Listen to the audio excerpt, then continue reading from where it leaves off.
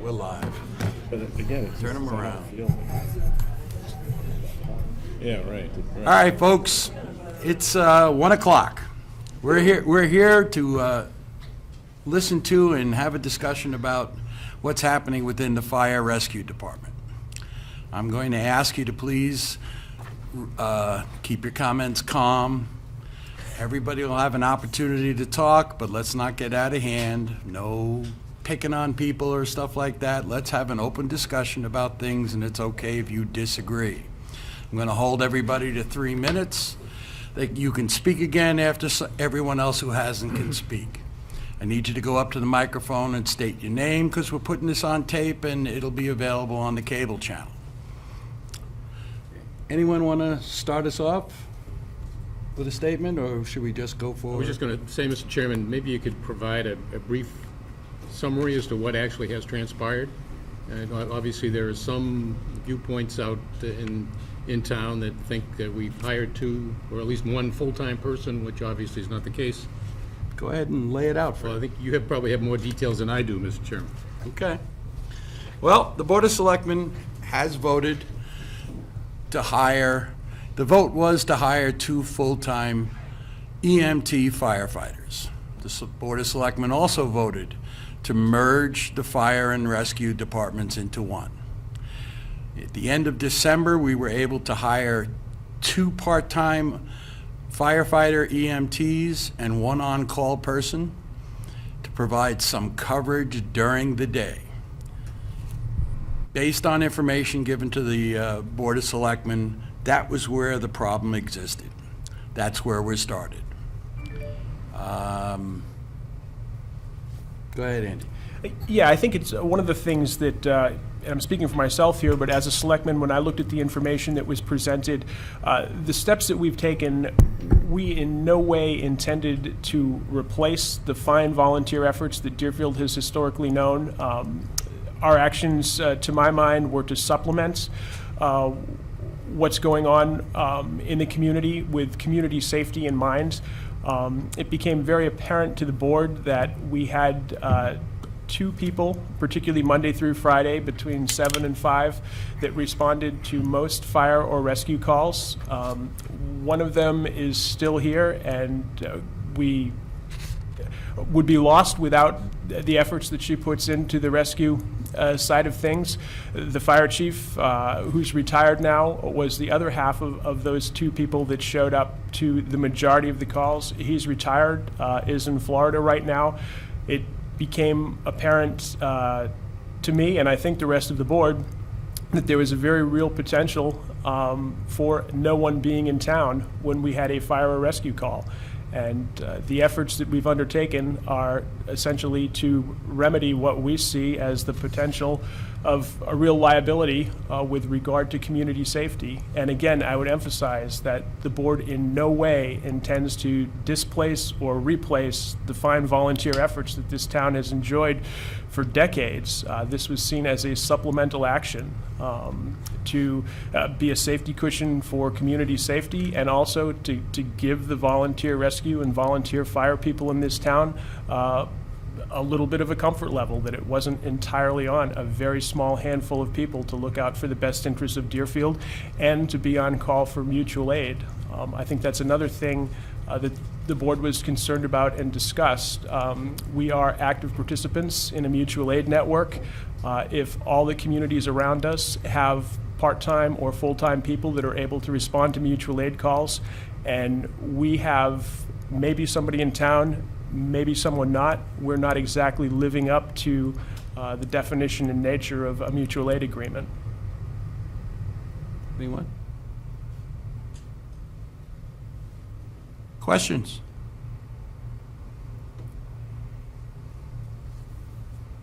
We're here for a discussion. Step up to the mic.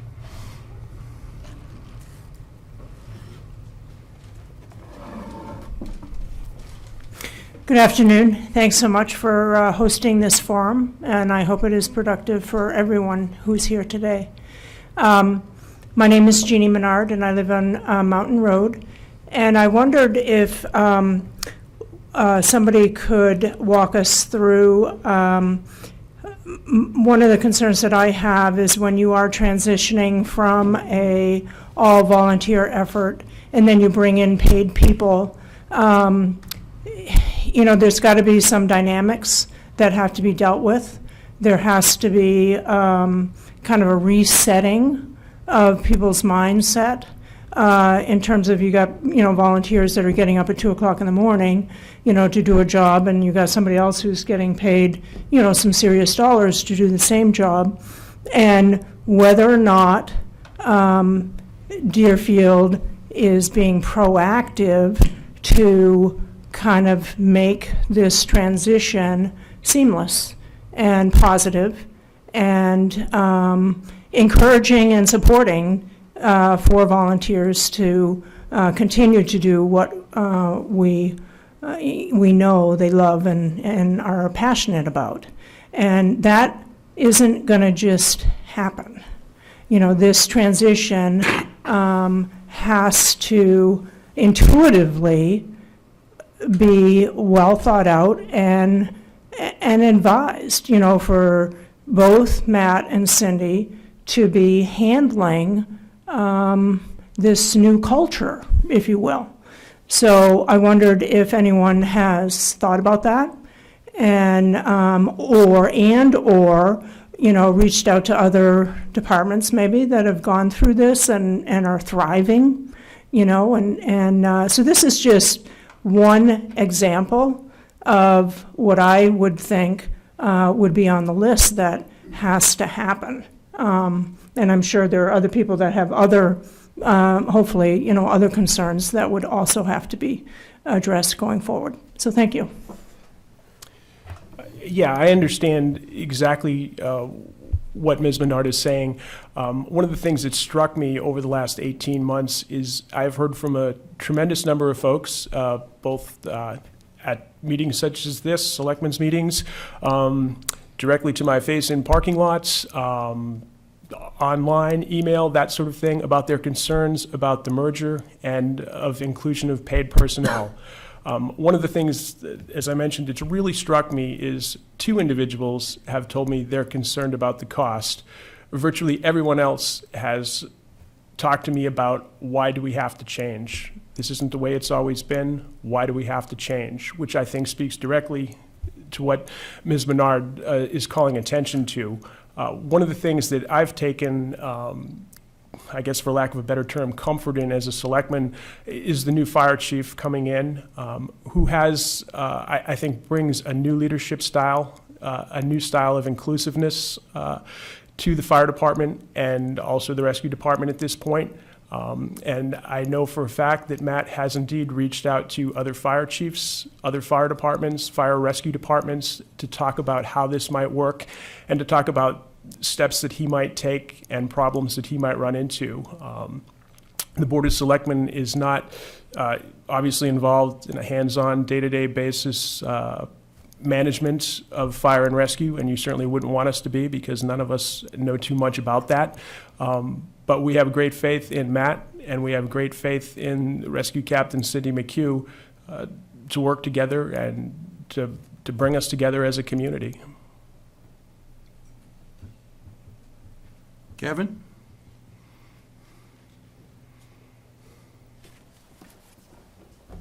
Kevin McDonald, 36 Mountain Road. I was wondering if you can clarify to me where you have stated you've merged the 2 departments. The town voted to accept the fire department under RSA 1541, and they voted to accept the rescue squad under RSA 153-A. So I guess I'm not sure how the 2 departments could be merged if the town voted to accept the 2 departments under 2 different RSAs. Is it all inclusive under 154 or 153? Just clarification. Go ahead. My understanding is that we reauthorized the rescue squad to provide service to the town of Deerfield under that RSA. This was not something that the Board of Selectmen took lightly. I mean, our first step was to go to legal counsel and say, is this something the Board of Selectmen can do? Is it something we should do? And we were advised that it was well within the authority of the Select Board to recombine the two. And this isn't necessarily something new for Deerfield. Deerfield has had a combined fire and rescue in years past. In fact, we are one of the few, if not only, community in New Hampshire that right now has a separate fire and rescue, or did have a separate fire and rescue department. But I can't speak to the specifics of the law regarding the RSA, but as a select board, we did rely heavily on legal advice from our attorneys before we took the step. Okay. Another question is, I understand we've hired, or the town has hired 3 part-time firefighter EMTs. Are they looking to hire more part-timers? Good. Yeah, essentially what we've done is we've created 2 part-time positions with the understanding we're not going to pay for any more than 2 part-time positions, but we don't feel that we can keep 2. For those of you that are not familiar with how fire rescue personnel that are being paid work, it's much like the police department. Many full-time fire rescue people work as part-timers in other departments. Schedules are not necessarily easy to line up. So we've created 2 part-time positions. We may well try to hire additional part-time people with no particular guarantee of hours, but we want to have enough people in the well, so to speak, that we can keep 2 part-time positions funded. So there may well be 3, 4, even 5 names listed as part-time fire rescue people for the town of Deerfield, but at no time will we be paying for more than 2 positions. And this is in addition Kev. to the 2 full-time people that are anticipated to hire? My understanding, and I believe the board's understanding, is that if we hire 2 full-time people, we will no longer have part-time staff in Deerfield. Oh, okay. And with the part-timers, we're looking to fill 60 hours a week. That's it. Okay. One last question. Again, under RSA 154, 1IA, the way the town voted is that the fire chief would appoint firefighters. Is that still the case, where if we're hiring people, I'm assuming the select board would have to do the hiring? My understanding is that RSA is still in effect, that the fire chief will appoint firefighters. Okay? But we hired based on his recommendations. So you hire and then he in turn appoints them? He did along with John Harrington, he did the interviews and made the recommendations. Okay? If I could just add to that, too, it was not just Matt and John Harrington. There were fire personnel from neighboring towns involved in the interviews before we took his recommendation for hire. The Yep. Board of Selectmen has to, in order to pay someone, the Board of Selectmen has to sign off on it. But essentially, these are fire personnel that the fire chief has recommended after interviewing. I understand it. I'm just trying to clarify where the town voted to accept the RSA under certain conditions. To me, unless that RSA is re-voted on, it would have to stay the way it was accepted. So, thank you.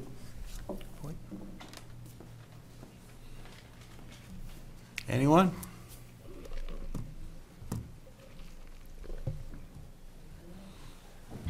Mr. Wyman? Don Wyman, Nottingham Road, Deerfield, New Hampshire. I guess it goes back to a question I'm going to ask again, like I did last time. One, we're looking at the salaries that we're going to pay these part-time firefighters. The other is the amount of money we're going to be paying for their insurances and their retirements. That's all coming out of our taxes. And again, we moved on this a while back, one of the other meetings. We were going to do this after January, but it was done prior to January. And the answer that I got from you, Mr. Berry, was it was done so it could go under the default budget. Now, by putting it under the default budget, does that or does not allow the townspeople to vote it down? if we choose not to? If our town, as town people who have the say, are they allowed to vote this down and then just be told, it's too bad, it can't happen because it's under a default budget? Well, the first comment I'd like to deal with is part-timers don't get insurance, Okay, number one. Number two, I believe that should the default budget pass, the part-timers will, at least part-timers will continue to be employed by the town of Deerfield. so if the townspeople vote not to pay their firefighters, not to hire firefighters, they fall back under the default budget, am I correct? Go ahead. So essentially, the town doesn't have any say whether we want to hire these people or not. They're done. Right now, there's no specific question on the ballot asking the town if they want to hire these people or not. But just to back up a second, while it's true that part-timers don't get health insurance and benefits in Deerfield, there is an additional cost. There's a retirement cost. We're going to pay additional FICA and Medi. We're going to pay our workers' comp bill is going to go up by hiring these people. So you're right, there's going to be some ancillary costs thrown in here. But the way the warrant came forward, nobody introduced a warrant article on a petition basis, and we as a board didn't put out a warrant article saying, do you or do you not want part-time firefighters? So you're right, regardless of which budget is passed, because of the way we hired the part-timers prior to January 1st so that we could include that money in the default budget, it's going to rest with the Board of Selectmen whether they want to continue with their plan or not, irregardless of which budget passes. Okay, so like I said before, there are other expenditures coming out of our taxes other than their wages. There are. You're going to see charges for FICA and Medi. We're going to have, actually, Andrea Hodeling, a woman with far more accounting experience than me, is saying there's not going to be FICA and Medi, but there will be retirement. You can actually see that in the working budget. I believe we've moved it. Well, if we have the full-timers, there will be retirement, but not for part-timers. But you will see some increased costs, particularly along the workers' comp line. So there are some ancillary costs. All right, and the other final comment on, you've touched base a couple times, Andy. You say that we're one of the few towns that don't have a merged rescue and fire. As near as I can tell, we are one of a So very small number of towns. Why do we have to toe the line to what other towns do? You know, just because Deerfield has a separate rescue from fire, why do we have to pull together because other towns do it? If we can make this work with a separate, which was voted back a while back, when Mark was chief, we separated. Yep. Just because other towns do it doesn't mean we don't have to. We don't have to fit into a mold. Yeah, I think there's a very clear reason to me, and I believe to the rest of the Board of Selectmen, why we did it.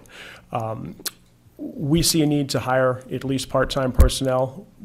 We've stated that we feel we need to hire full-time personnel.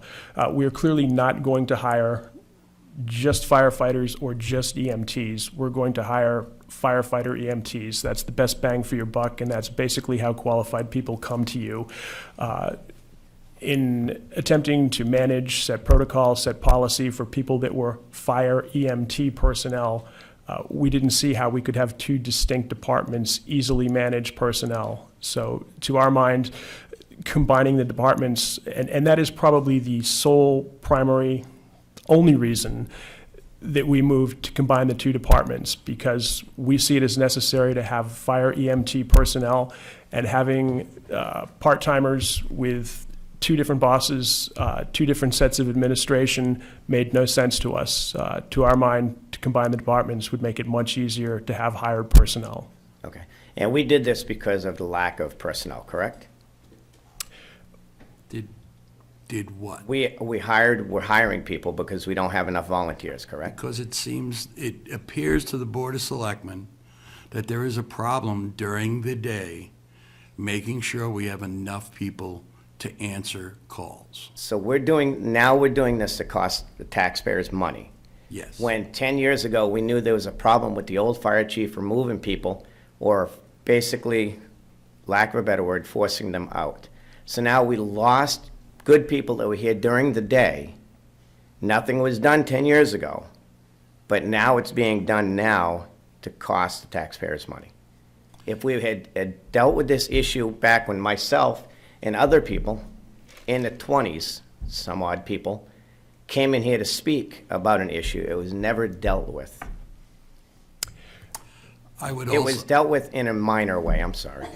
I would also say that our decision to hire paid firefighter EMTs was also based on the recommendation of the incoming chief. For the reason of lack of personnel, correct? Yeah? Okay. All right, thank you.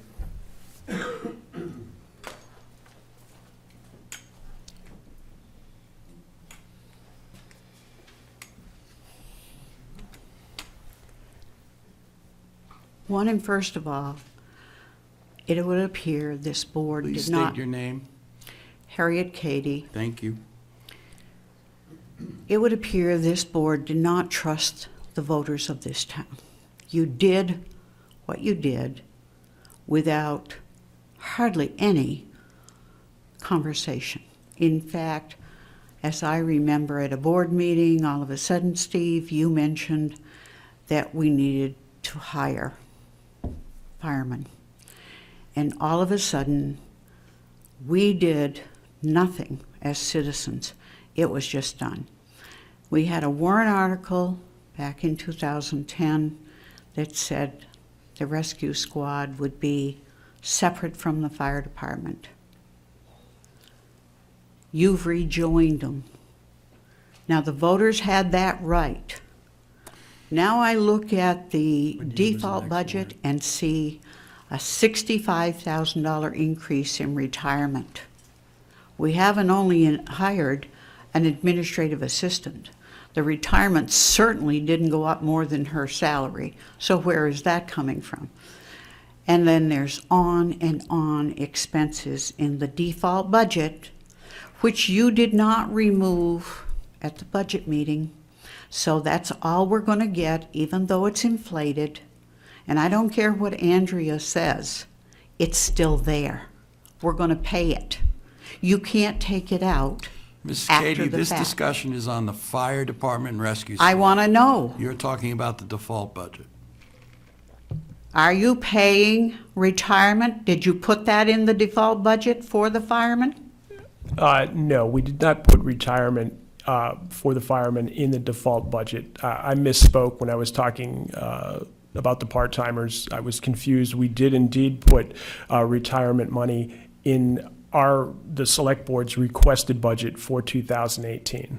And the default budget? We did not put it in the default budget. We just put it in our requested budget for the 2018.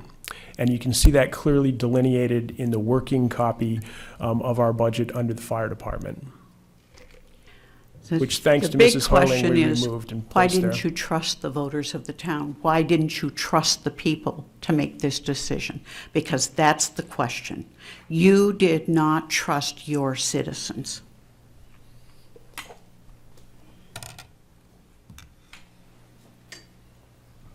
Anyone? Mr. Dillon?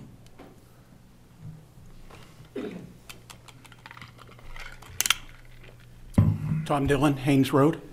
Yeah, to echo Mrs. Cady, you know, it's apparent that you have approached this whole problem and come up with a solution that kept you from having to ask the town for permission for anything. You know, putting the part-time firefighters in the default budget by hiring them in December, putting the full-time firefighters in the new budget without bringing forth a warrant article. You know, obviously you don't want to come to the town. So I'll echo her and ask you, why didn't you trust us? Why wouldn't you have come to us?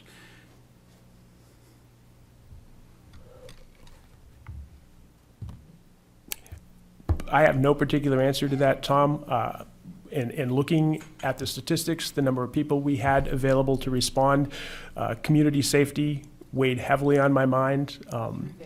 I go back to a couple of just personal anecdotes. I remember, I don't know how long it was, 15, 16 years ago, when the police chief came to us, and we'd been talking about whether we should put defibs in cruisers, that sort of thing, and we sort of waffled on it, wavered, didn't do it for a year. The second year, Chief Bob Wunderlich came to us after the second person had died of a heart attack in Deerfield that he had responded to in the cruiser. Nobody else had responded. He'd been first there. Second fatality, and he came to us and said, I don't want this to happen again. You guys need to do something. And obviously, this is a much lesser scale, but we made the executive decision that we would look for police officers that had at least CPR, hopefully more in their background, and that we would put defibs in the cruisers and strategically place them around town. This was sort of driven home a little bit more. I happened to be down on Bicentennial Field this fall when we had, I believe it was an older woman that fell and broke her ankle. Nobody responded immediately to the 911 call. There were a lot of people down there. There were probably 4 soccer games going on, people milling around. The overwhelming buzz among the people there is, where is Deerfield's ambulance? Where's our ambulance? And I remember explaining to people that we don't have an ambulance. We need to wait for someone from Raymond to get here. And people were just in disbelief. They're like, surely we have an ambulance. Deerfield has an ambulance. I've seen it. I explained multiple times. And neither one of these scenarios speak to trust or distrust of the community, but that's what motivated me to try to take action on what I see as a community safety issue. In October, when Matt Fisher presented his numbers to us, that's when this decision was made. It was made in October after Matt showed us who was showing up and what we could expect starting January 1st. And his recommendation that we needed to hire at least 2 firefighters. That's when it was decided that we would. It took that long to get it down. If we could have, we would have hired them the next day, but all the job interviews and background checks and such, it took to the end of December. You'd have seen them the next day if we could have put them on, because a problem exists, and we were looking to supplement it. But that problem had existed for a long time, and you are aware of that. This is nothing new. I have been personally aware that we've had a problem probably since P.K. Lindsay went down the tubes. This is And it's not a been new- told to us by the previous fire chief that this was coming. But no fire or rescue personnel came to this board and would say, there is a problem now. And when Matt said it, we acted. A lot of fire personnel and former fire personnel came to you and told you there was a problem and you chose to ignore them, but none of that. No, we can't What- deal what with I that wanna know- past issue. We can't But- deal with it. Absolutely, but what I want to know, and none of you has answered, is this is not a new problem. We've talked about this for years. Why suddenly did you not only decide to act, but to act in a way that precluded the town from having any say in the decision? I can't change my answer of what I told you before, but one thing I would like to comment on. I've heard repeatedly here that this board has heard for a long time and done nothing. I'm not going to go into too much detail, and I'm not going to delve into past history, but the board has done something. We have new leadership for the fire department, and I'll leave it at that. Ditto. Thank you. Ms. Cody? Laura Cody, James City Road, Deerfield. I think that I'd like to try to answer the question that was just put forward, my own personal experience with this situation. I think that the reason for the select board to make this decision to preclude citizens that pay taxes in this town is because you were saving your backs. And the reason that I say that is because this has been a problem. This has been a problem with former firefighters in this room. This has been a problem with residents of this town being inflicted with issues within the fire department and the former past fire chief that went unresolved. I speak personally, it has been unresolved. And I think that it's a shame that it's now decisions are being made by this board. So I guess my question lies now in the fact that Matt Fisher is chief, and I have faith that he's going to do a good job. What is this board going to do to guarantee that this doesn't happen again, that we don't allow, you're now stepping in, but you weren't stepping in when you should have stepped in.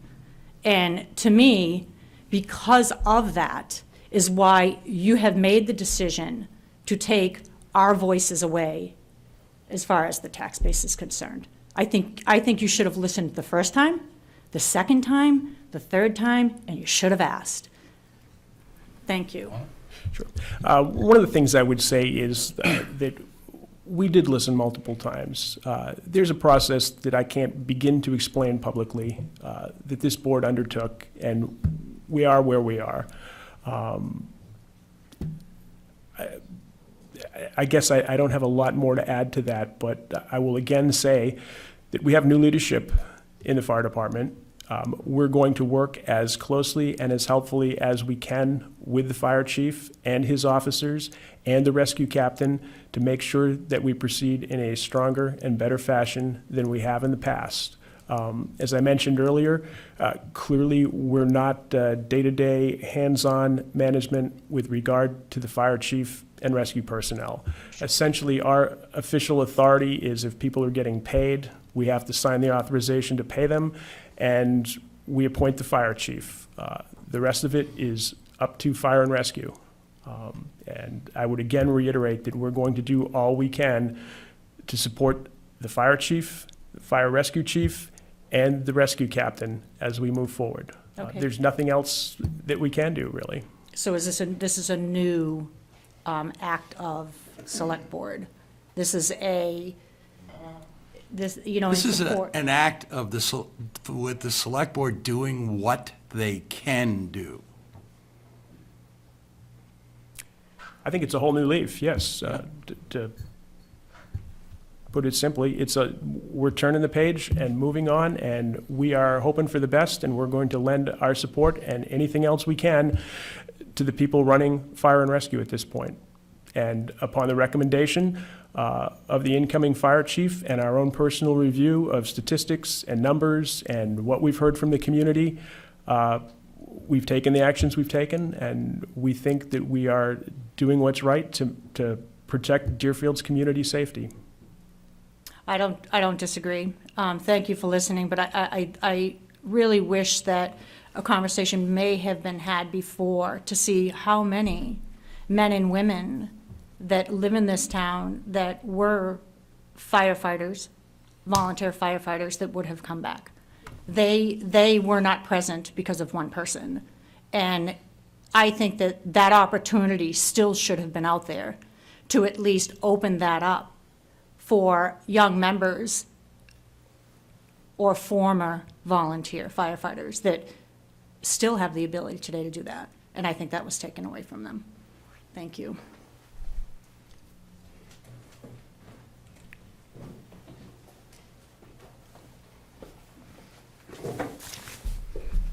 Andrea Hoteling, Lakeview Lane. I was just wondering how, we have almost a month of activity now. These people have been on board since January 1st. How many calls have they responded to? And what are their other duties that they're doing during the day? I, again, am not that familiar with any of the issues regarding the former chief. I really hadn't been part of that.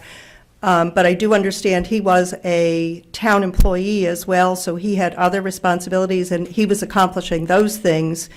We have replaced him in his other duties, so my question is, with these two part-timers, 60 hours a week, what else are we getting done that is new? Because obviously, you know, doing calls doesn't take their whole day. Part of the problem of replacing the previous fire chief, who was also the building maintenance supervisor for the town of Deerfield, and did more things than we could probably count in another couple of hours.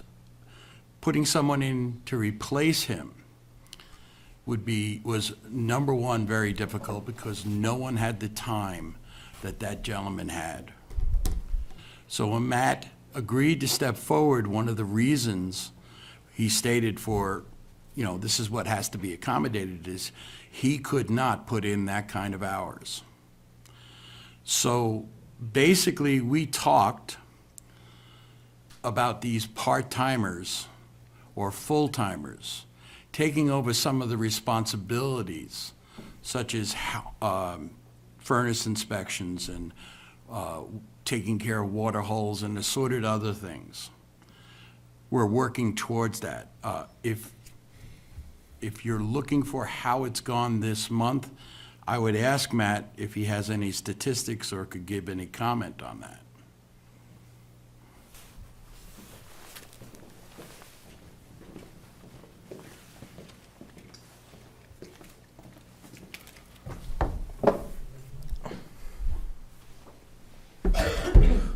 So for the 3 individuals that were hired before January, one was an existing member, so he was able to move into his part-time shifts right away beginning of January. The other 2 still had to go through the background check process, so they're still kind of on hold. One of them has finished it, so he's going to be scheduled fairly shortly. I believe his first shift's actually tomorrow. There's still some more checks that have not been received for the second individual. So that basically, in the first few weeks of January, there's been 1 member available to fill some of his shifts. One of you folks mentioned it earlier.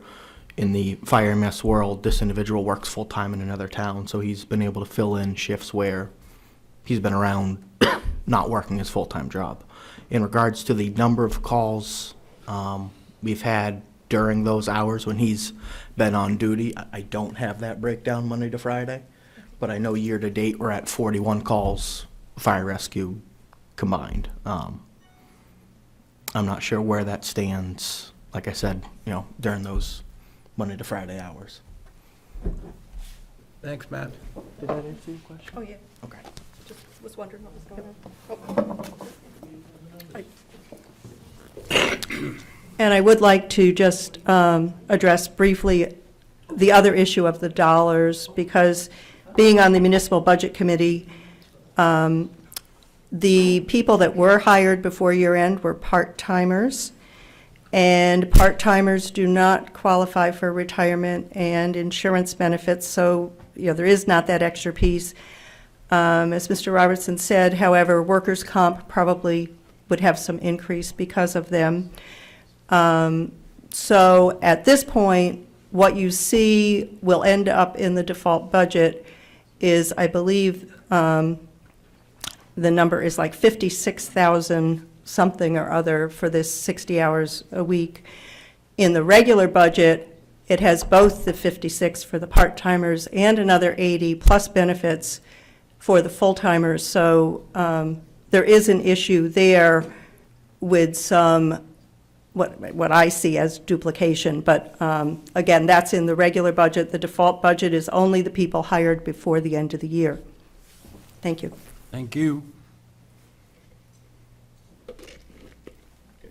Kevin? Nobody else spoke, let's go ahead. Yeah. Kevin McDonald, Mountain Road. I guess this question would probably be for Matt.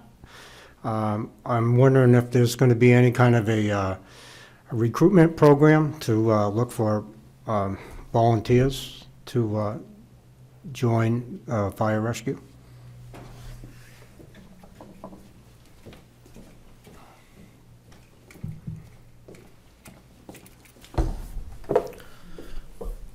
So we have started, I met with the Board of Officers a couple weeks ago. Wanted to start the process of informally inviting maybe some past members who left under my predecessor's terms. About, not really a meeting, but more of like an informational session, what we have going on and whether or not they'd be interested in coming back, what that might look like. The next step's going to be more of a public outreach, maybe on Facebook or the forum, town website, for those who might, were previous members or not even previous members, just in the community who might be interested in joining. We have had 3 applications in the past month who want to get on the department, 2 of which are past explorers who are now of age, and 1 is a former member who left in the past. So that's 3. Part of the process I'm looking at for bringing on volunteers is going to be more of a a set process with involving my board of officers, bringing in the candidate, meeting with the individual, discussing things with them, and then starting the background check process from there if the board approves with moving them forward to become a member. Matt, maybe you could tell the group what the background check involves.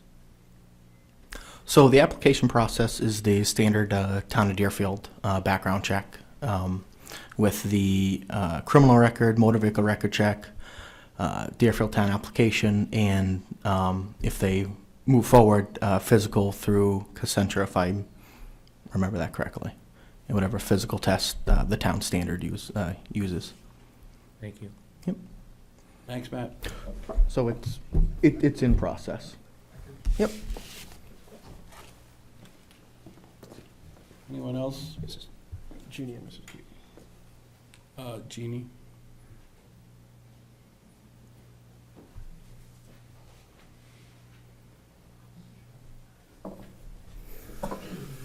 Jeannie Menard. Question more for Matt and Cindy, or more so just a comment. I feel that along with some of the, and I'll just characterize it as personnel issues and wounding and troubles along the years, I think also having a mindset to rebuild our relationships with our mutual aid towns is critical. And I think we've tripped pretty soundly and fallen flat on our faces when personal issues have interfered with who to call, when to call, and respond appropriately in return. And our mutual aid is a wonderful, wonderful institution that is as simple and pure as our neighbor needs help and we're going to help. And there is no place for our past troubles to interfere with. Like I say, it's not going to just happen. So Matt and Cindy, it's going to take a rebuild. And the rebuild can actually start here in Deerfield, too. Matt, you mentioned a previous meeting, and I know not all past members were invited, and that's pretty basic. We have to appreciate what skills people can bring. There may be some reasons where members may come in and it's not a good fit, but you open the door and you evaluate and you give people opportunities, because that's what makes our life meaningful, helping other people. And so we support the effort to grow and get back some of what we've lost in the last 10, 15 years. And I think we all want to get back there if we can. So good luck to Deerfield, and I think we can do this. Thank you, Jeannie. Alex?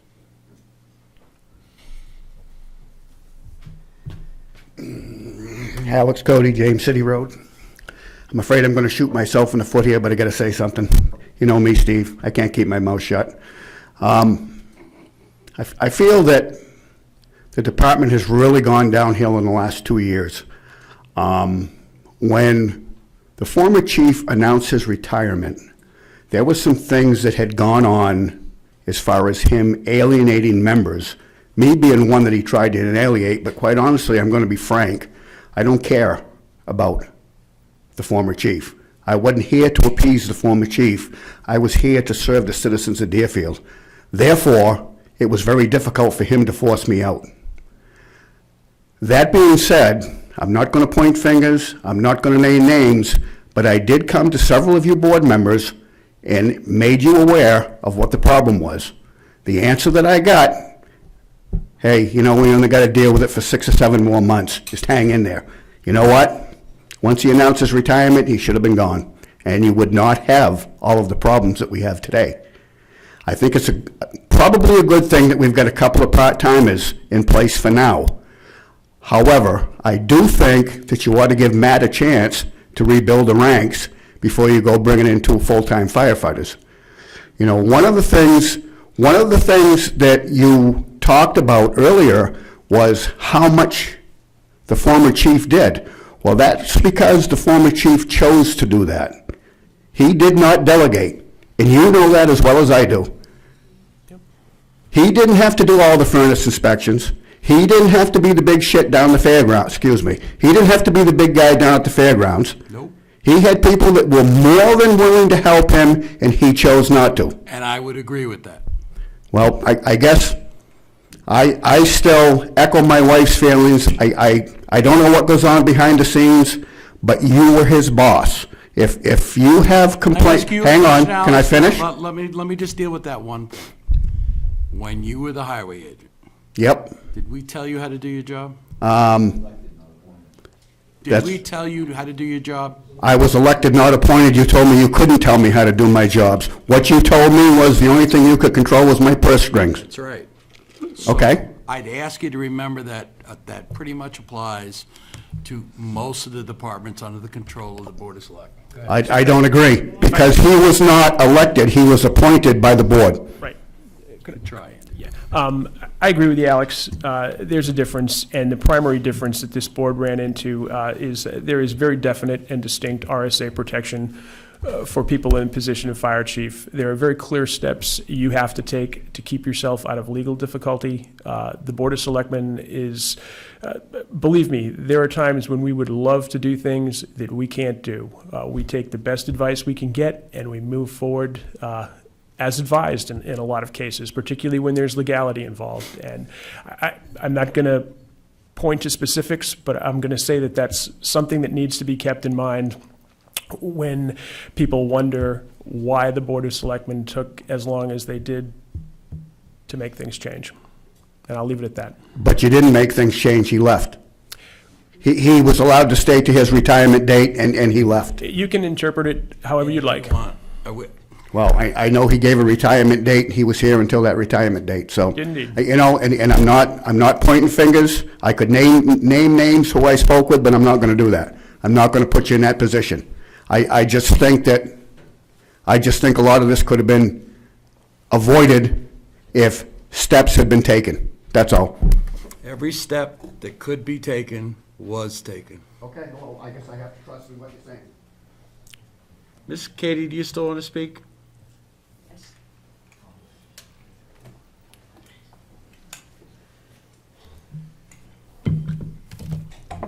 I guess what I want to know as a citizen is, when did Matt become full-time, since we didn't have a full-time position in the budget? Matt is not full-time. Okay. I thought I heard you say full-time. I would like to say and reiterate what Jeannie Menard said. We need to bring the community together, and we most of all need to bring back our volunteers. And I know I made that position that we were losing volunteers open 2 years ago. The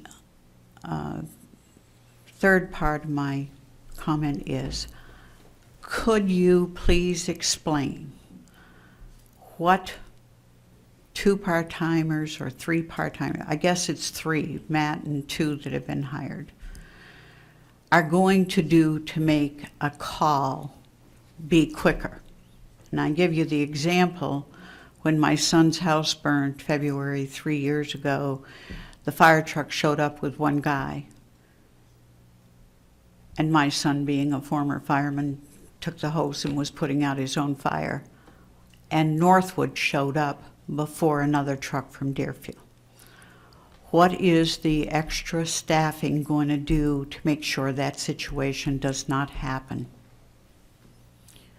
And if Matt could answer one thing, out of the 41 calls in January so far, how many were rescue squad and how many were answered by Cindy? Good. Sure. I guess, to my mind, having part-time, and just before we get going, I would point out that Matt is not a part-time employee. Matt is the fire chief on the fire chief stipend that we've had in place for years and years and years. There are 2 part-time employees, and Matt is not included in that number. To my mind, having somebody in the fire station at hours when there's not likely to be people in Deerfield is going to mean that a truck gets there with a person. And even if it's only one person, the fact that a truck got to your son's house with water in it that he and that person that showed up were able to use is better than a truck not getting there. To my mind, it's as simple as that. And I absolutely agree with you. We need to rebuild the community. I'll let Matt speak to the numbers regarding fire and rescue, but clearly the majority of calls that Deerfield Fire and Rescue responds to are rescue-based, car accidents and health-type things. And I don't know if Matt's got specifics that he can lend to that, but...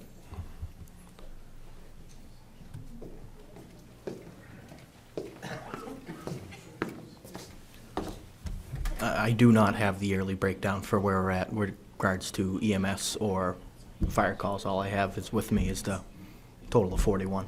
Okay. Ms. Cody, do you still want to speak?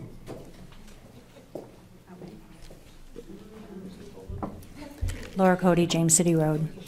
I just have one question, just clarity. Former chief is now retired status in Florida, due back spring-ish, so it was my understanding. Is he still in any way, shape, or form an active member of this fire department? My understanding is he retired from the fire department on December 31st. Are you aware that he, in signing off, signed on as a warden? Is he in fact? He is still a fire warden for the town of Deerfield. So he is still, he can still be present If I could at speak any... to that quickly, I'd like to Laura? finish first, though. Oh, sorry. Does that mean that he is still, can still be a present body in that firehouse? I don't know what the logistics are of him being a body in the firehouse. I would assume that he could indeed be in the firehouse if no less than a private citizen with permission from the fire chief or fire officers. Beyond that, what I wanted to add was the Deerfield Board of Selectmen does not have any particular authority with regard to forest fire wardens. We can recommend who we might like to have as a forest fire warden. And I will get the title wrong, but the head of forestry and wildfires at the state level appoints who forest fire wardens are. There are 3 levels of forest fire warden. There can be a fire warden, there can be a deputy warden, and there can be a special deputy warden. And the special deputy warden is solely up to the state authority. He can appoint special deputies around the wishes of the Board of Selectmen. As I said, the Board of Selectmen can send a letter to him recommending who we would like as forest fire warden. In my experience on this board, we have relied on the recommendation of the fire chief as to who should be fire warden, and we have relayed that request to the state. But we have no authority beyond asking or recommending to that particular official. And as I said, he has a third option. If we recommend somebody or we don't recommend someone and they still want to be a forest fire warden, they have the ability to go directly to that person and ask to be made a special deputy fire warden. And we have submitted a letter to this person requesting that since the fire warden has retired as a fire chief and we have a new fire chief, we've asked that our new fire chief be appointed fire warden. Which was my understanding, that that is how that is supposed to happen. but it's out of our hands. Out of our hands. Okay, so if I can ask a question for you, Matt? Do you feel that bringing in these two part-timers coming on board, which personally I'm not opposed to, you've got a lot of good former volunteer firefighters that are going to feel some great animosity. It's going to be very difficult being in the same room with Mark Tibbetts. I'm speaking for myself, although not a volunteer firefighter, but I can speak for my son, who is one of the Explorer applicants coming into the town of Deerfield, my husband. I can't speak for anybody else, but I think if the question was asked, I think that him and his presence is going to inhibit and make your job a little more difficult, and I was just curious your take on that.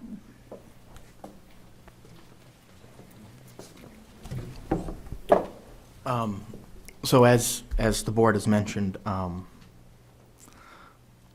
I believe Mark's in his last term, or year of his term as fire warden, and he'll be up for reappointment in December, I believe is how those terms work. At this time, it's really in the state's hands whether or not he continues in that role or if somebody else becomes fire warden for the community. I am a deputy warden. There's a handful of other ones in the community, and there's also, I believe, a couple special deputies who live in town as well. Mark is also a special deputy. So if Mark is removed as forest fire warden for the community, there's still, if it's any sort of forest fire or anything like that that falls under the purview of Forest and Lands, he would still have a right to be there, as not even related to the town as fire warden, deputy warden, anything like that. If he's still a special deputy, is my understanding, he can still be there. You're welcome. So, one of the things I'd like to say is that the door is open for any and anybody who wishes to go back and apply to being a firefighter or a rescue person. The door is open, and we'd like to see anyone who had the opportunity to do so to apply. What I personally would like to see is, I know the basic idea behind every one of you who is a member or a previous member was to help the community. And I realize the reasons why you went away. It's 2018. I'd like to put that behind us. I'd like to work towards a new year, new personnel, and emphasizing and remembering the reasons why we stepped up to do what we thought would help. 2017 and the previous 17 years are done. We're starting anew. Let's try and remember the reasons why we volunteered and move forward. Anyone else want to speak? Young fellow? You, sir, in the red? Kevin, hold on a second. I'll defer. I would ask that you go to the microphone. Thank you. That's all right. We're putting it on tape, and if you could state your name, we'd appreciate it.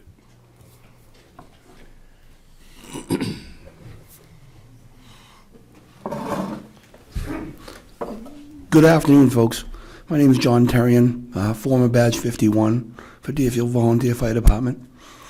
I just want to say that I love this town, and I'd like to come back on the department.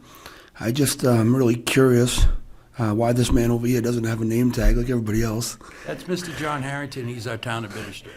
Also, I'd like to ask, from my little bit of research that I've done in the last few months, is there definitely going to be an 8.5% increase on the taxes for the Deerfield Fire Department revamping, cost-wise, in the next year, in 1 year's time, sir?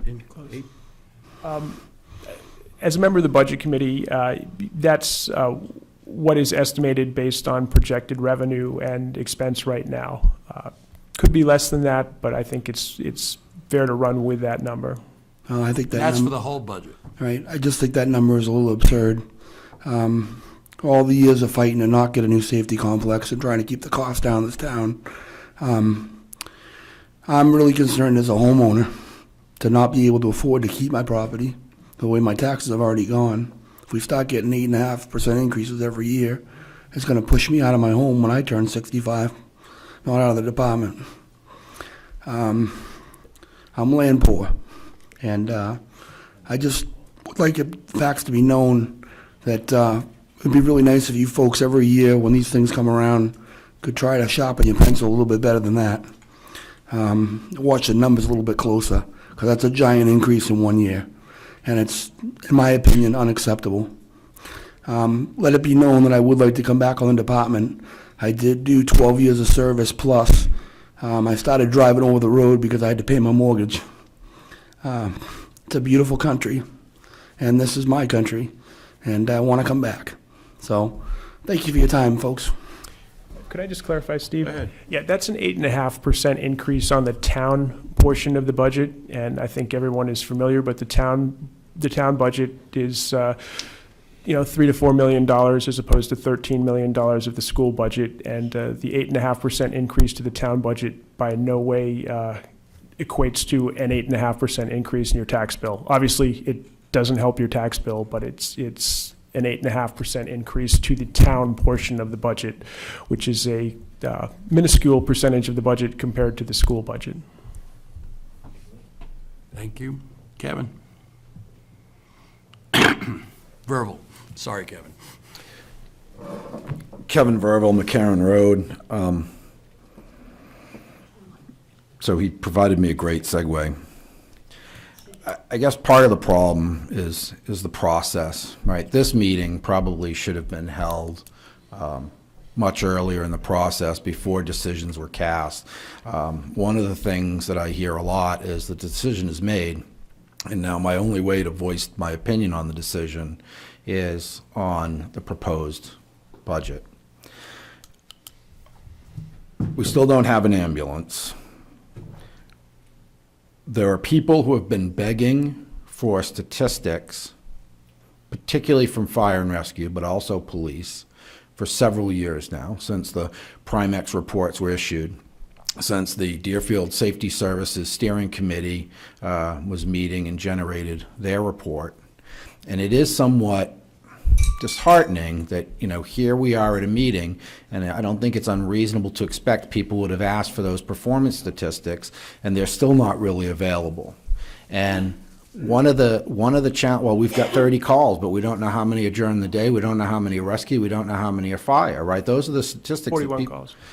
Those are the statistics that people want, and tallying that up doesn't seem unreasonable. I guess one of the questions that I'm still not clear on, if the proposed budget does not pass, is there money for full-time firefighters, in the default budget? No. There is not. Okay.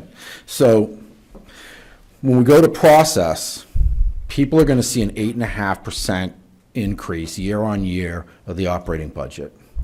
For that to pass, in my opinion, for that to pass at the ballot box is all but unprecedented. I haven't been here all that long, but it's unprecedented. But when I look back at warrant articles, particularly for fire and rescue, it's my opinion that the town has been very, very generous. I don't expect this budget to pass. You're not going to get the full-time firefighters if it doesn't. And that's, we can just discuss whether we think that's unfortunate or not. My opinion is if it was a standalone warrant article, it would have had a much better chance at passage for both the full-time firefighters and the proposed budget, because the vast majority of the increase in the proposed budget is the full-time firefighters. One of my questions is, the Primex reports were issued in 2015. We had the Safety Services Steering Committee. Is there somebody that can speak to what progress, if any, we have made on ameliorating the liabilities flagged, particularly fire and rescue, in the Primex reports?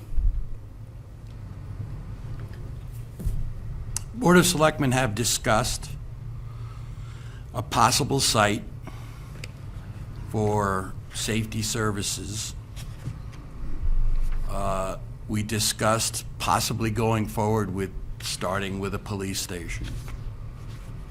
We have funded a survey and a wetland survey of the property so that we can figure out where we can lay things out. It did not come to the point that we could put a number on something, specifically a police station to start, to put on this year's warrant. So we're looking at, after we have the site surveyed and a little more effort can be made, of probably bringing it up for next year. So correct me if I'm wrong. The way I interpret that answer, most of the things that were flagged in the Primex report were health safety issues for the firemen, for the firefighters. And it sounds like we've done little to nothing since 2015 to address those shortfalls. And now we're proposing to go from volunteer firefighters, all volunteer, so these guys freely choose to work in those conditions, to bringing paid staff into facilities that our own insurer has flagged as what I would qualify as significantly delinquent. Is my assessment there off base, or am I on the mark? I can't speak to whether they're significantly delinquent. Certainly, you've got the two Primex reports that anyone is welcome to see. They're public information. I will say that as a selectman looking at those reports and touring the individual facilities myself on a regular basis, it stood clearly in my mind that the police department is most in need of being our priority as we move forward. If I could have the best possible world, I would address police, fire, and rescue all at the same time. I think all three certainly need attention, but to my mind as a selectman, the police department is most in need of action first. Our efforts, as we've looked at what we're going to do about facility and facility improvement, as Steve alluded to, were to look at a piece of property that we had where we might site an entire safety, rescue, police complex, and I guess for lack of a better term, not that we would be using modular buildings, but in a modular fashion, move forward first with police needs that we could seemingly add fire and rescue to in the future. And I think, correct me if I'm wrong, but I think that's essentially the rough path that the board is on now. And would certainly look to improve the existing fire department if we could, but we've also been advised by our insurer that our fire department structure, building, facility is essentially worth nothing, that one single piece of equipment outweighs the value of the building.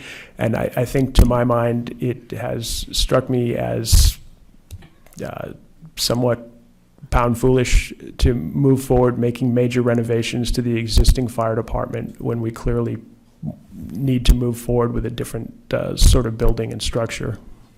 So I appreciate the answer, but it certainly gives me pause and concern about the potential liability of paid employees working in those facilities. And I tend to agree that the consensus of the community seems that the police facility is the priority based on the Primex reports and some other factors.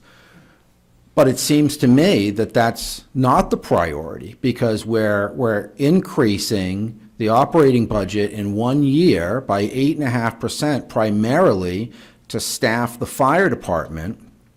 And I'm going to assume that there's nothing's been done, and nothing is planned to be done this year to address the shortfalls as identified in the Primex report back in 2015 for the police department. So I understand we're saying that we want to make police a priority, but financially it appears that we're making the fire department the priority. Yeah, I guess my response to that as an individual selectman would be, I look at the situation and my first and foremost concern is that when you pick up the phone and call for help, a fire truck rolls or rescue rolls, and ultimately an ambulance shows up if it's a rescue call. All logic, all budgeting progression, all normal planning for building and structure aside, that's the primary concern. That's why I supported the steps we're taking.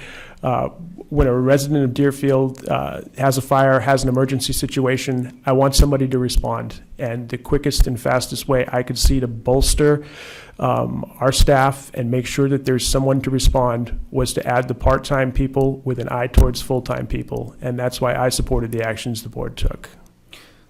Matt, do you have a comment to respond to Kevin?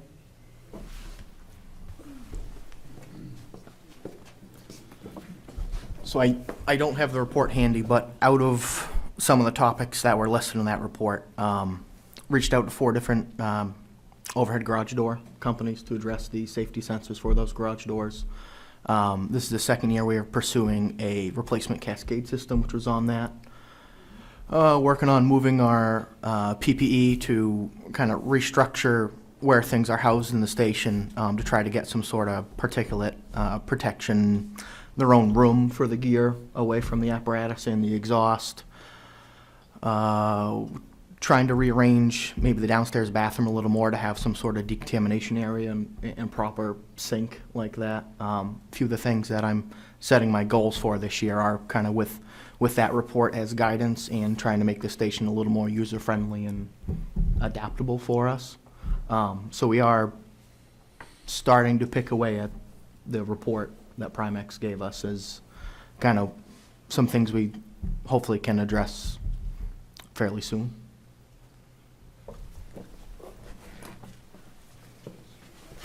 Thank you, Chief. That is good news to hear.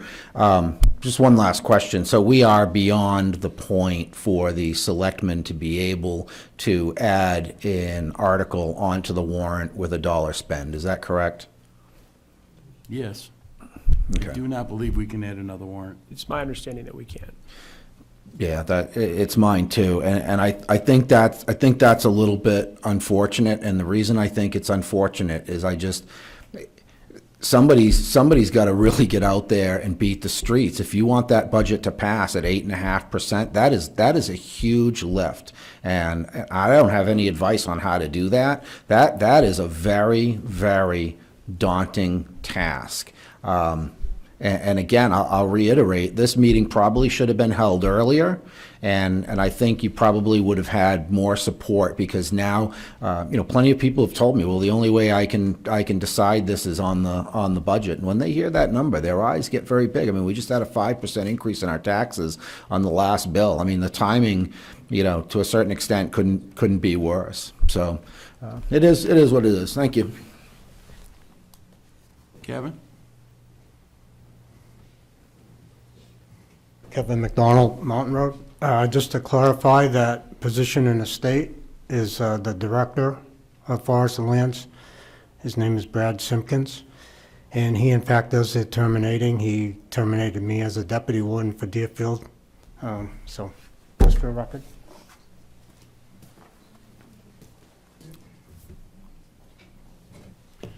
Step up to the microphone, Aaron. On my way. Attaboy. So I guess I'd like, Aaron Katie, I'd like a clarification. There was a meeting of past members invited to rejoin the fire department? I got that from Jeannie. That's for you, Matt.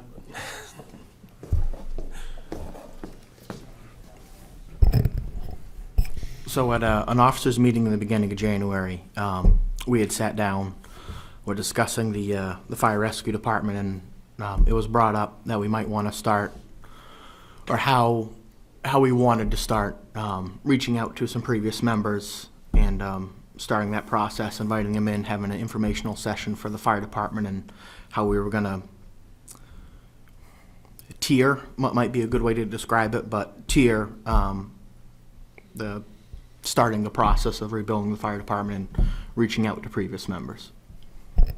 So, yes, there was. There was a meeting of previous members. There was a meeting for current members and reached out to some previous members, yes. Okay. So obviously I wasn't in that meeting. So with 41 years of experience as a firefighter, probably the highest trained firefighter in the room, no one reached out to me to see if I was interested in joining the department again. That's very interesting. No. So to your Aaron- point, no, I'm not. Aaron, done, Steve. I don't think that's fair. I That is don't fair. think we could name, I don't think anybody could come up with every name of everybody who might come back. And it wasn't an exclusion, it was maybe omission. No, I'd see it more as exclusion. There is the rumor out there at this point that the chief has indicated he will determine who will come back and who will not. I'm hoping that that's not the case and that's strictly a rumor. But nonetheless, to your point, you eloquently stated that the past is the past. What are you doing for the firefighters as selectmen to expedite past members joining the department? You should be doing something for them. Yeah, I'll speak to that. The board is doing nothing specific in day-to-day activity to expedite the return of existing members. We would certainly encourage any existing member to make their availability known and their desire to be back on the department, but sorry, I forget who, possibly Kevin was quoting the RSAs that the department is organized under. The Board of Selectmen is responsible for appointing the fire chief. The fire chief and his officers are responsible for attracting, appointing, getting rid of firefighters. And that is the process that Deerfield has adopted, and it's a process we follow. Beyond encouraging any and all that feel they should be on the volunteer fire rescue department, the board has not done much beyond that. Why not?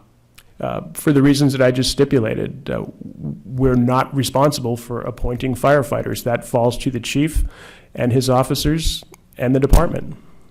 What is the chief doing? You'd have to ask the chief. I just did.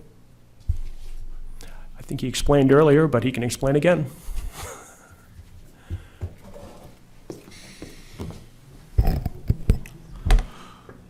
So I'll go back to, we've had a few meetings internally just with fire rescue ourselves, because as you can probably imagine, it's a change for the department, both with the merger, but also some internal healing.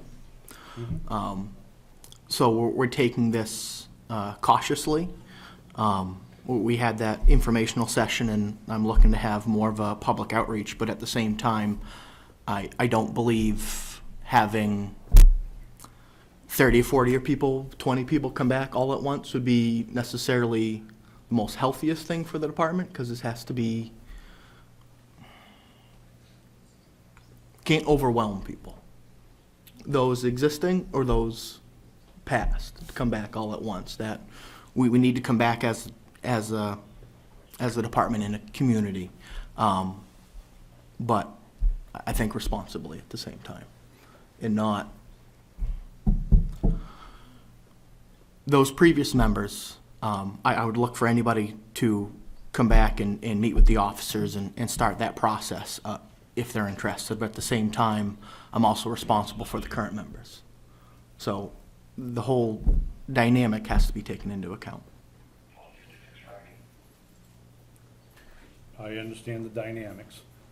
But if you have 20 to 30 people come back, the selectmen's requirement for part-time personnel or full-time personnel may be null and void. Right. Especially if those 20 to 30 people are certified firefighters. That would be part of the,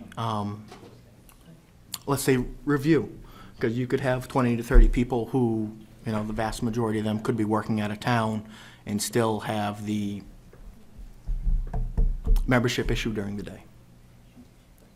So it's, yes, you could have 30 people join the roster tomorrow, but it would be, part of review. The statistics I approached the selectmen with back in October were on a 3-year review, 3 or 4. So it's going to take time to gather data and be able to reflect where we are. Things change seasonally with people's availability. There's members on the department who work for plowing contractors, power companies, tree maintenance, so storms, winter maintenance, just the seasonal influx of where we live in New England. I personally work for a construction company, and this is my slow time. I am around more. Seasonally, I may not be. So it would have to be, reviewed, I guess. My belief is that if you really wish, select board included, wish to heal the department and move forward, that you'll give preferential treatment to past members, as you should, for they certainly have volunteered their time and effort. They may or may not be a good fit, may or may not. I can't emphasize that enough. But nonetheless, they deserve preferential treatment, as should anybody that's worked for anybody down the road. I'm a little dismayed to hear that there was a meeting previous. It was exclusionary. My expectation is, as Matt said, he doesn't want to overwhelm the department. Well, maybe, maybe not. But I think we're all getting the flavor of how this goes. And when it comes to mutual aid, and I have quite a bit of experience with all of the fire service and the EMS here in town and elsewhere. We don't go to mutual aid to any other community if we can't cover our own town. And that's always been an issue with the chief. Regardless if you hire part-timers or full-timers, they don't leave the town unless you have sufficient people to cover the town. Those people are being hired to specifically cover this town. Keep that in mind, and that should be, the selectmen should be riding herd on that. Well, thanks for the opportunity. Thank you. Mr. Dillon.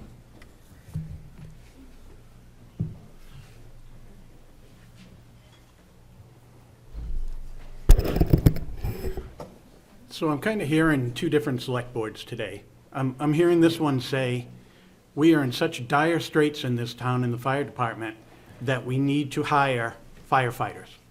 And then I'm hearing this other select board say, well, yeah, we know there's a bunch of certified firefighters in town who have been pushed out over the years, but we're not going to do anything to see if we can get some of them to come back and help alleviate this problem because, it's not really our place. That seems like a major disconnect. Why wouldn't you want to get these firefighters back, even if it doesn't take care of the need for full or part-time firefighters? Yep. I don't think you're hearing correctly, Tom. The Board of Selectmen would welcome any and all firefighters and EMT people back that the chief and the officers feel are a good fit in the department. We can be as encouraging as we want. We can put the word out that we'd welcome everyone back, but the bottom line is the Board of Selectmen doesn't have the authority to reinstate firefighters, to appoint new firefighters. By all means, I want to see all the people that want to come back that are in agreement with the chief and the existing department and officers back on the force. But I can cheerlead until I'm blue in the face. I don't have the ability to put people on the fire department. No one on this board does. This board as a whole doesn't. And that's the bottom line with regard to us and our involvement in individual firefighters. Well, I guess I would respectfully tell you that I think you should do what you can because I don't have a trust issue with the new chief. I have a trust issue with you five. And maybe that's unfair, but I've got it. And I'm not the only one, I'm not the only former firefighter who does. So if you don't do something to help that, it's not going to change.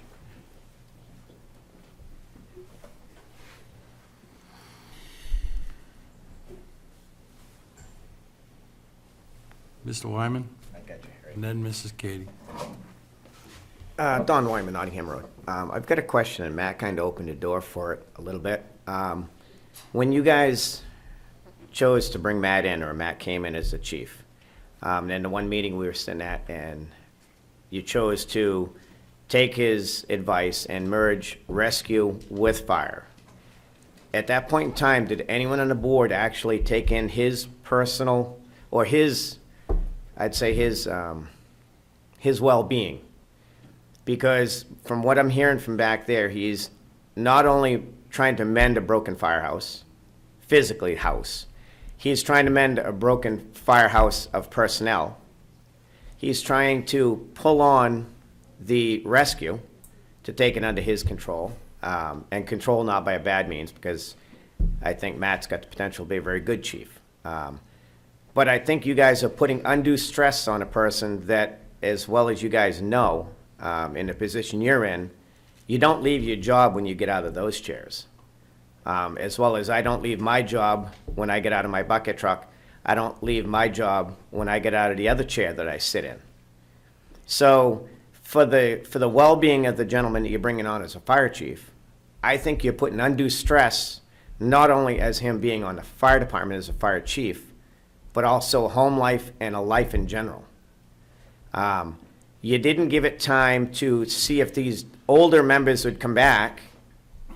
You rushed into the hiring of part-time.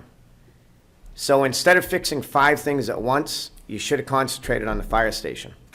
I know he wants to and he feels that he can do it, but you really should have taken his personal, life into perspective too. He's a very eager guy, and he can probably do it. But I think as a select board, you're putting undue stress on somebody. Why force too much pressure so a man can't handle it? You always feel you can do more than you can do until that pressure comes and you break. Now we lose a good chief because he couldn't handle everything that you people put on him. Just because somebody recommends something doesn't mean they can handle it. And I think everybody on that board up front can see that as has dealt with it. So when Matt recommended to us that he wanted to do it all together at once. Yep. We should have ignored that. No, you like to put those words in people's mouths, No, Steve. I'm not trying. I'm trying I'm to not saying, I understand. did not once say ignore, okay? What I said is take into some common sense feelings, okay? He said he can do, but as a board that can basically controls what he does, why couldn't you have said, well, okay, we agree you may be able to, but why don't you do this? Bring on this year, take care of this. Next year, take care of this. The fire and rescue was working fine. It was broke up for a reason before. Like I said earlier in my statement, why do we have to join just because other towns do? I feel you're putting undue pressure on a man, and it's just, I don't know. I don't understand why you're doing it. Let him look at all the things he's got to do at once now. He's got to repair a station. He's got to repair a firehouse. He's got to bring in rescue and take care of that too. He's got a job outside of this. He's got a family outside of this. It's compassion. You guys need to have compassion. Even though he says he can do, you need to have compassion on what he can do. Like I said, we all tend to feel we can do more than we can. And if anybody up on the board has never had that feeling, you've never tried. Thank you. Mr. Chairman? Yes, sir. Yeah, I certainly agree with your comment you made earlier. What Mr. Wyman was basically saying is that we know better than the chief, and therefore we tell the chief, no, we don't think you can do it.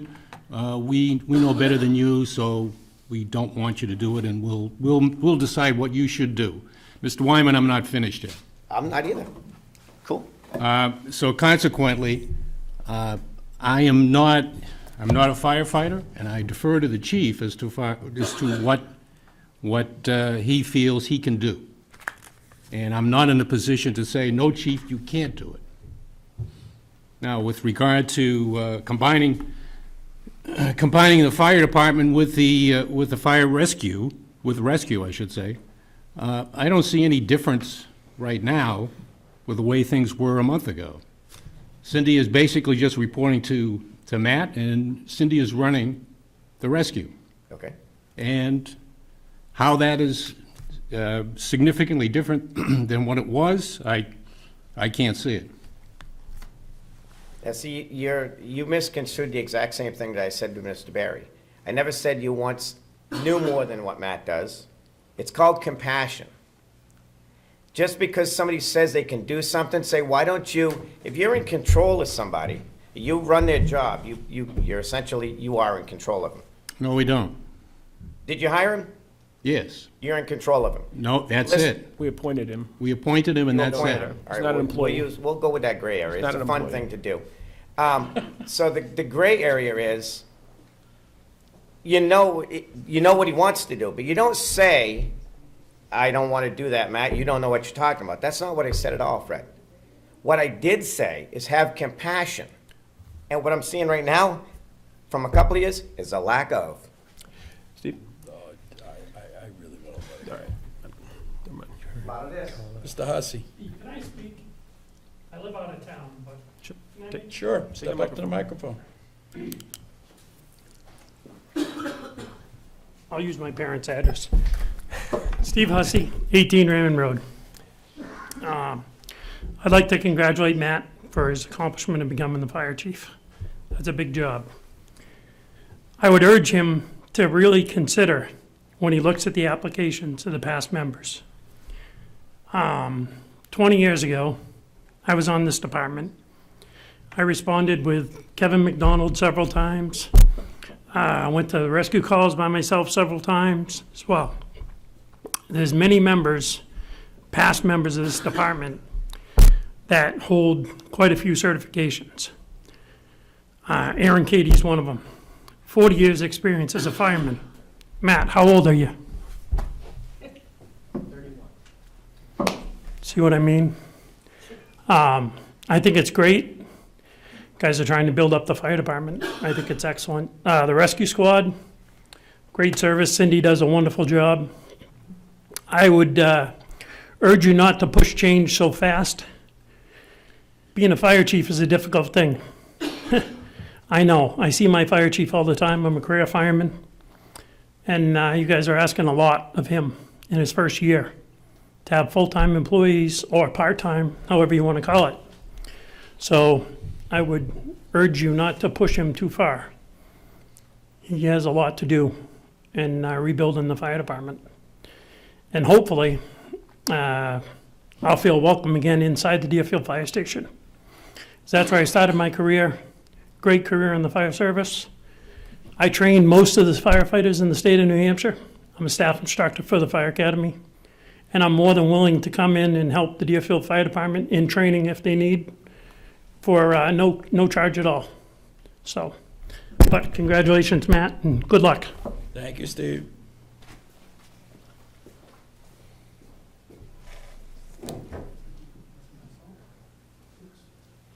Let's go. Gotta stay till 3. You do? Excuse me, may I speak again? Yes, right after Mr. Verville, you can. Yeah, sorry, my notes are a little jumbled, and I forgot one of the questions. One of the things that's sort of interesting that I've heard is that the new part-time employees are not under the direct management of the select board, and that's probably appropriate. It's also my understanding that the current chief works a full-time day job out of town. Is that more or less correct? So then, Self-employed He's contractor. self-employed contractor. okay. Spends a lot of time out of town, yes. Okay, so I guess my question is, who's the direct report for these part-time employees during weekdays? Matt, Fire chief. who's the direct report if you're not in town? The current structure of the fire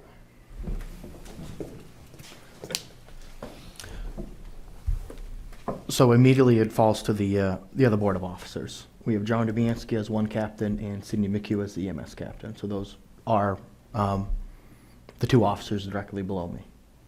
Great, thank you, Chief. Yep. Sir?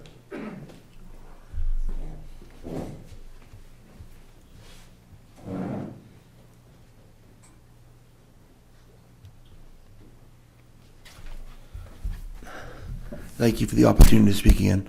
I just want to say that the 12 years that I was here, I did get a lot of training, FEMA and forest firefighting training, and I thoroughly enjoyed it, but I really wanted to do the career level training, and I was never given the opportunity.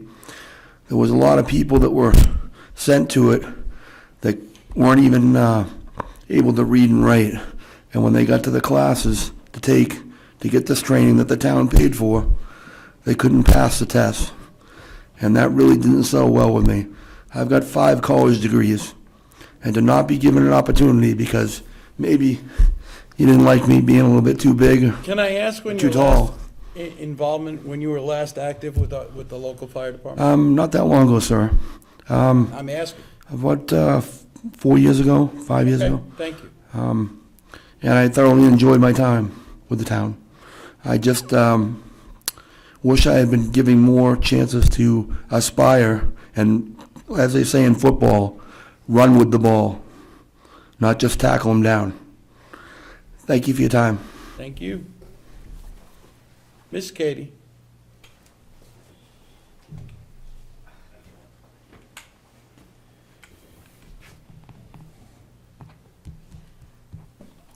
One of the things that really bothers me as a citizen is the December 28th meeting where you signed the letter that you would offer employment to the 2 part-timers and the on-call. And they were mailed out. They did not come back before you had another meeting. There is no vote to show you accepted their acceptance of that letter. You've put them in the default budget without that acceptance or a vote. The Primex report should be on the town's website so the people can read it. Is it? It is. It's just difficult to find. Okay. The fact of the matter is, I don't remember seeing an ad for or posting in this building for request for people to come forward for fire chief. I do remember the non-public session where you interviewed Matt. But where was the offer to the rest of the people in the town with qualifications? My son wouldn't have applied. Ms. Katie, we were told by the previous fire chief that there was no one active in the fire department who was willing or wanted to apply for the job. We were deciding to put together, at that time, as I recall, a job description and decide where we were going to put out ads to get a fire chief, when Matt contacted us through one member of the selectmen and said that he would be willing to entertain the job. That's pretty much how it went. Do you consider that appropriate when we have volunteers in the town with as much qualifications that might have wanted to become the fire chief?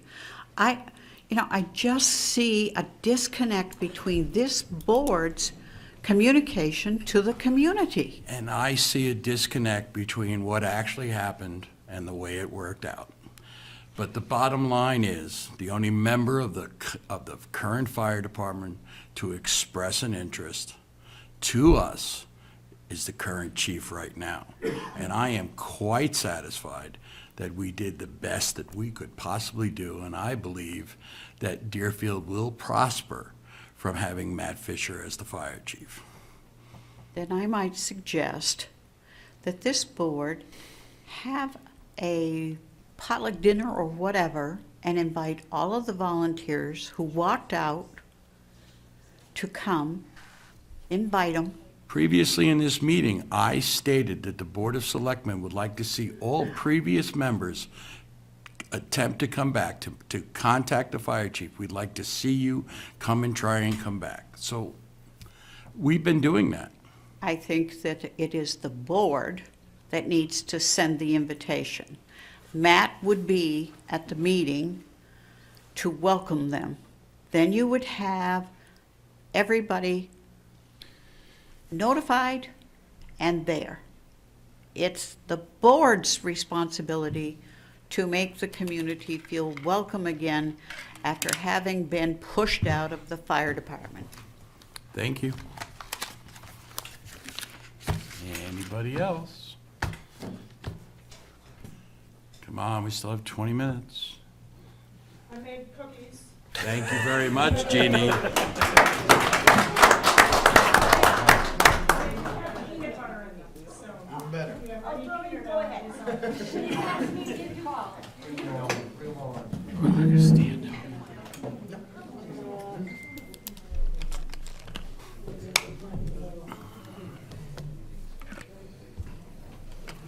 This was posted from 1 to 3, so we basically have to stay here till 3.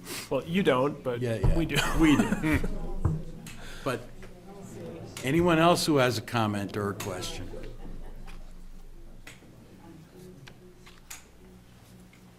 Or would like a cookie. I would like a cookie. Or would like a cookie. Or would like a cookie. You want a cookie? I want a cookie.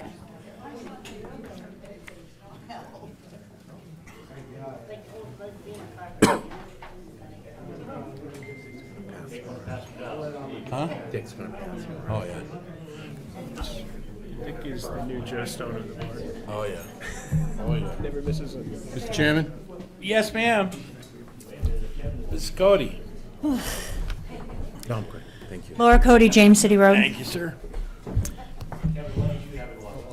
Fred, there's something that you said that it kind of sticks in my craw a little bit. You know, that we as a select board, you appoint a fire chief. And if I'm understanding in layman terms, from that point forward, this is what you're doing. That you don't orchestrate, you don't make decisions for them. In Matt saying that, you know, he wanted to accomplish A, B, and C, and you're not in any position to question that or persuade one way or another with all of the information that you've had in many years for some of you sitting on the board. I guess, to me, I don't believe that that's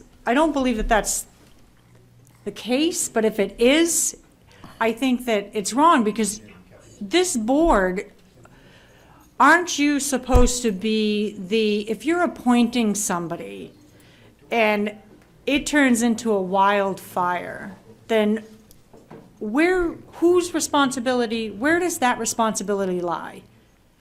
Is my first question.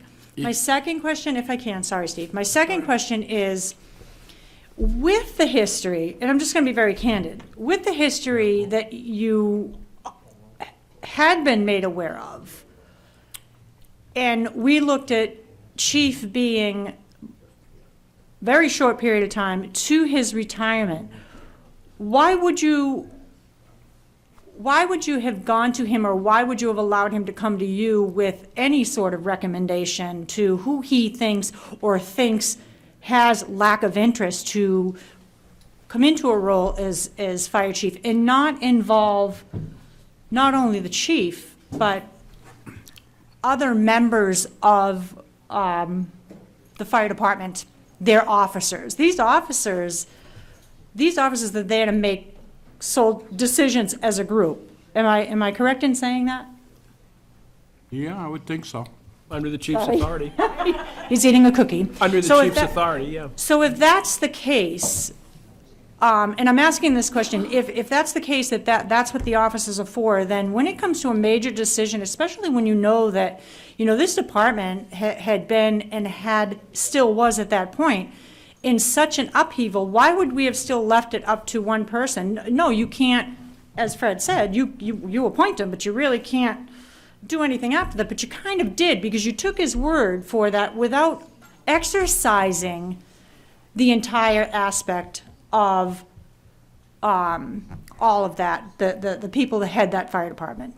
So my question in that is, what do you do differently now? If this happens again, which I would hope it doesn't, I hope that there have been a lot of lessons learned here, what would you do, what are you going to do differently next time? Besides just... We've gone through a transition period over the last 20 years of everything is litigation. And everything is rules and regulations. So I would say that while we have no direct authority over the fire chief and how he runs the fire department, we have control over his budget. If he wishes to spend money on something, he has to come get it from us. If he wishes to make a change in policy, he needs to come to us for approval. If he steps out of line and the selectmen are made aware of it, at the very least, there'll be a report and a file trail. And I'm just really going out on a hypothetical here. With an assortment of incidences that were duly noted, and we felt that we had the right to take action based on the incidences that we could prove, we could solve the problem.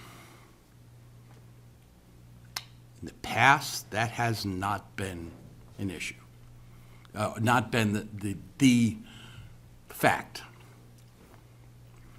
You need provable items. You need witnesses, you need this, that, and the other thing. The town has a policy of dealing with any discrepancies by immediate investigations. So I don't see a problem. If Matt follows the rules, if any department head follows the rules, there will be no problem. If they don't, there will be consequences. From this point forward? Because that hasn't been the case. Yeah, well, Steve, can I just jump in? Go ahead. I think one of the first things that the board does when we're made aware of a situation, the five of us don't get together and render a decision based on our cumulative knowledge. One of the first things that happens when something controversial comes forward is we go to legal counsel. We go to our general legal counsel. We have employment and employment workplace specialists in addition to our regular counsel. We present the situation to them. We listen very clearly and dearly to their advice. There's no sense in having legal counsel and paying them hundreds, if not thousands of dollars if you're going to disregard what they tell you. We were given, and I'm not going to single out any specific instance, but in most any instance that you might be alluding to or thinking of, we have sought out legal counsel, have had very direct options laid out and very direct advice laid out. We've followed that advice. With regard to the fire chief, unlike most other appointed officials beyond police chiefs, their duties are stipulated by RSA. The conditions for their removal are stipulated by RSA. One of the reasons we seek legal counsel is as soon as you make a movement to remove a fire chief, for example, they have, by state law, the ability to go to district court and appeal that decision. There's a certain number of days that the judge has to respond. It's essentially a trial. We have to show up as the town against the chief and argue our case as to why they should be removed. I'm not going to go to specific examples, but anything you can imagine, we have been advised by not just a simple attorney, but by legal experts as to how to proceed, and we've proceeded in that fashion. And one of the things that we have to look to is what the greater risk is, what we're exposing the community to, what we're exposing the town to. And again, I'll go back to, there's no sense in hiring good legal representation, paying them thousands of dollars, if you're just going to disregard what they tell you and do what a large group of people in the back of the meeting room are yelling at you to do. And that sounds brusque and sharp, but that's essentially the way things unfold with regard particularly to police chiefs and fire chiefs. There are things Thank you for that that. we would want to do. I think that and if I then there may, are things that we can. you gave, I got the whole legality side of, what you're saying, and I understand that. I understand how that works, that aspect, but in my mind, I'm simplifying it down to you are the Board of Selectmen between the voters in Deerfield and something that if it were have to go as far as being in a court or having to speak to a town lawyer or litigation, what I'm saying to you is, as a board, going back to that one decision or that one thing that you said, Steve, that Mark came to us and said that nobody had come to him in regards to being or interested in chief. And all I'm asking simply is, what would you do differently next time? Because if you already knew, I don't know how else to put that there was a bad egg, why personally do you allow a decision that you're making potentially go legal? And that's basically my point. I really didn't want the feedback at this point. That's just basic. I would hope that this board would see this as more of a human thing. Right. You have decisions that you make, and it's not a strict line. You have a little bit of gray area on both sides. I know you do. And this is one of those cases where I think a lot of hardship would not have hurt so many people. So many people would not have been hurt if you said, hey, why don't you talk to your group of firefighters or whomever it is and make the decision together instead of it just being his, because there were other interested people. Thank you.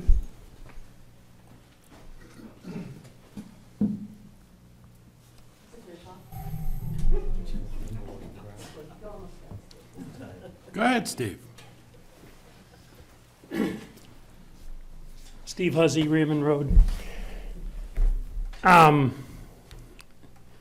McDonald is sitting over here, and Tom Dillon sitting right here, and Alex Cody are right here. These guys were firemen. Kevin served the town of Deerfield for I don't know how long. Fire chief sitting right here in this room. I'd like to see the fire chief ask these guys to come back, because I think they only left for one reason.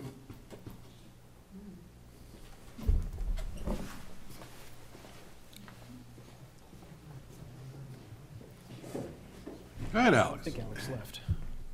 You haven't left, have you, Alex?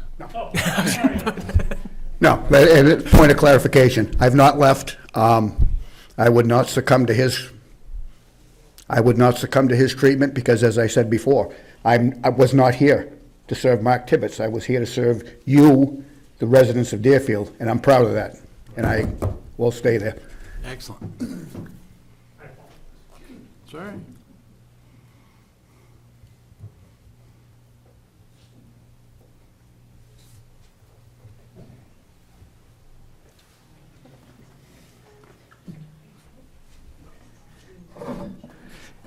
Since you're a captive audience. Another 8 minutes. I was wondering if, and this is an open-ended question for Matt, that he can answer or not. I was wondering if Matt has a sense of how frustrating it is for some of us in terms of being taxpayers, in terms of budget planning, of really being confident that requests made to the board or, in the budget are well thought out and truly researched and needed. It seems like we've gone through an era where, whatever the fire department, and I'm not picking on the fire department as opposed to other departments, but I've been keenly aware of what I would consider to be over expenditures. And, items, we need this. And I think, given the expenses of the part-time people, that you and your officers really be very, very cognizant of not having an open checkbook, feeling like we need. And I think the oversight of multiple people's input, we've lost that in the past where, the chief or whoever was making decisions about, we want to put this in the budget, and there hasn't been a lot of, in my opinion, really good discernment. And so I'm hoping in this new, again, growth period, that we can, as taxpayers, feel like if the fire department is asking or rescue is asking for certain items, that it is a consensus, that these needs are from the whole department and that has come to as a consensus and as part of research and, fine tuning and price checking, as opposed to, like I just say, an open concept idea. And I think that would be a really nice goal going forward. So, again, Matt, my question is, Matt, are you aware that some of us are feeling, have this little bit of resentment in terms of even, big items, purchases, trucks, equipment, even to smaller items, like, $8,000 backpack items that might have been sharperly researched? So like I say, if you care to comment and feel like, oh, I agree or disagree, I'd love to have your opinion on that.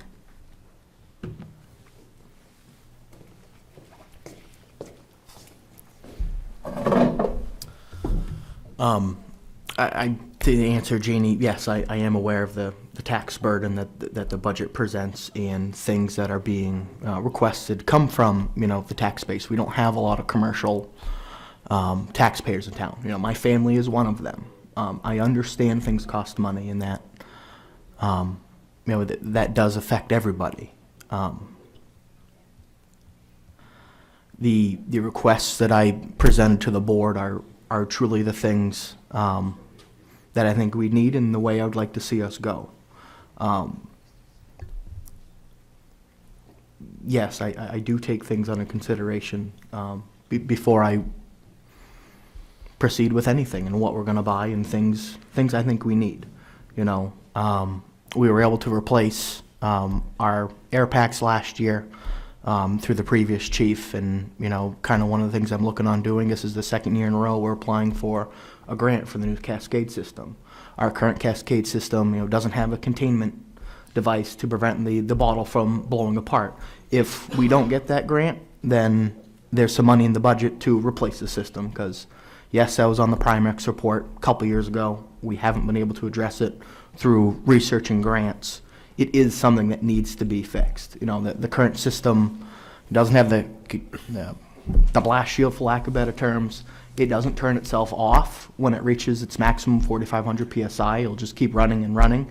And it also struggles to get to that 4,500 PSI. So the air packs themselves might not be completely full. They're 30-minute bottles. They're rated for 4,500 PSI, but if you're not achieving that maximum pressure, you're not getting that 30 minutes. Also depending on how somebody breathes in that intake, but so there's things that near and dear to member safety we need to take care of, not only for our members but for the community, and that's what I'm really trying to approach in, like I spoke to before, hitting on these Primex items and kind of being the guideline of things we should get squared away sooner rather than later, if that answers your question. Yes, sir.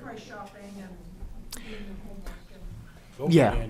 Yeah, one of the things that I would mention to assuage Ms. Menard's fears is we have a new town administrator in place, and I think if you talk to Matt, I know certainly if you talk to our past chief, who actually came to me to complain about having to comparison shop for Windex, there is a much tighter view of what we should be spending money on, where we should be spending it, and how we should be spending it. And I think Matt can attest to that. And I've said Mr. Harrington's overview of spending is appreciated by the select board and should be appreciated by the taxpayer as well.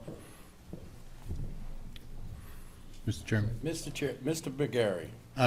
Matt, for those people who in the audience who may not be familiar with what an actual cascade system is, I know what it is, but could you just explain it so that...